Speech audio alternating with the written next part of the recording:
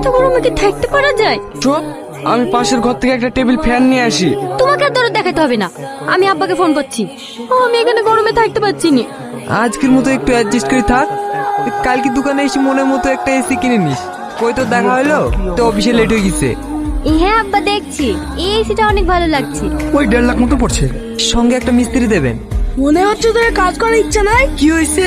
গত কালকে টাকা পৌঁছে দেওয়া কথা হলো। আপনি আমাকে আর 1 সপ্তাহ সময় দিন, আপনার টাকা পৌঁছে যাবে।